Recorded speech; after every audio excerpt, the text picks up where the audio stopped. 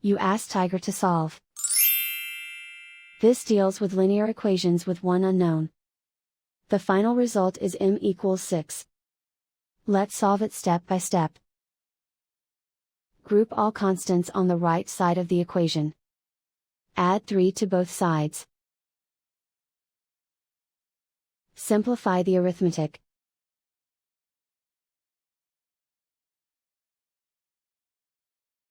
Isolate the m. Divide both sides by 5. Simplify the fraction. Find the greatest common factor of the numerator and denominator.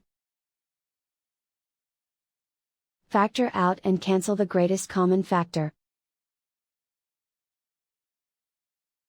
And so the final result is m equals 6.